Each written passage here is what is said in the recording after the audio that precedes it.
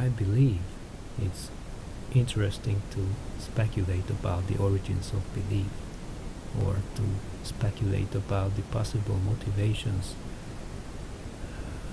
for adopting psychological strategies that compel us to adhere to different forms of belief systems. And when I speculate about this, I always trace it back to the beginning of the human mind, when I believe, or I think, a crucial stage was entered when the sense of a self emerged. And this sense of a self means that the individual or the creature acquired a sense of integrity which is differentiated from the environment. So there was a separation, a mental separation from the environment. And from then on, maybe the environment became very unpredictable, because until you don't have a sense of a self, everything is just is. It happens. There is no distinction between internal and external, and what happens internally in the creature and externally in the environment are in a sense identical. So the creature is its situations, but when a sense of a self emerges, there is a distinction, where there is a separation between the two, the individual and the environment. And from then on, everything becomes unpredictable, which is not within the individual or the creature. And from this very strong sense of instability arises, maybe, because trees can fall on the creature, or the rocks can, or it can slip on the rocks, or thunderbolts can strike into the ground next to it, and things like that. So everything becomes very unpredictable. And as opposed, and this is in a stark contrast with what happens inside, because once there is a sense of a self, there is a sense of integrity which is set against the environment, and there is an illusion of control, so there is an illusion of predictability. But this is probably just an illusion, that we are controlling what happens to us. Perhaps our awareness or our sense of self or our mind is not causal, but rather is entailed by the physiological comings and goings within our bodies. And perhaps it's all just so intelligently automatic that it's impossible to imagine. Maybe I'm not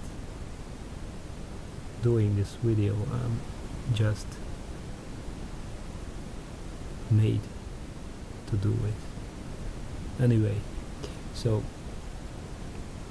there is a conflict between this sense of instability with regards to the environment and this sense of control and predictability with regards to the internal dimension. And there is a conflict between these two realms. Now, this is where belief systems come into the picture, and as Becker says, these belief systems are there in order to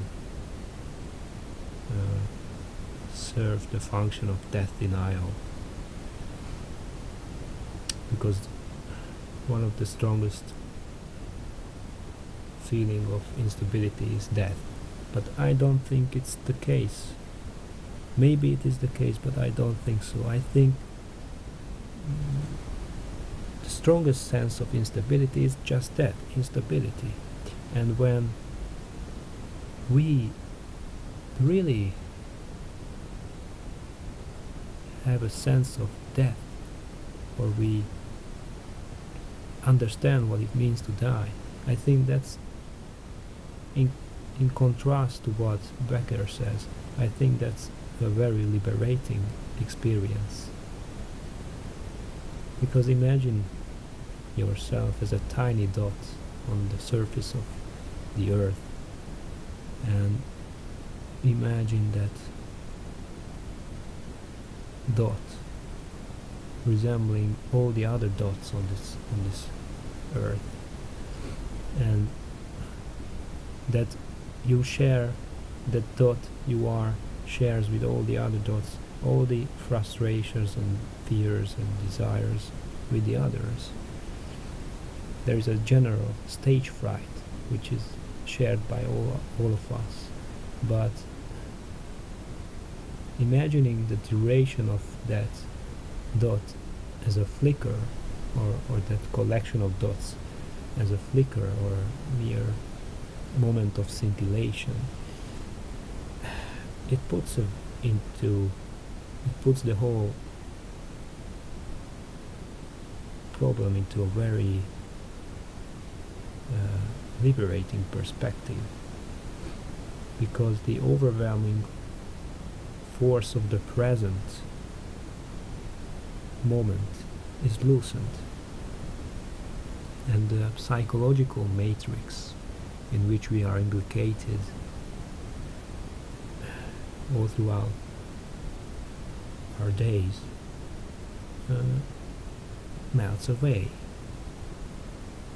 and the fear of losing face becomes ridiculous in that perspective. And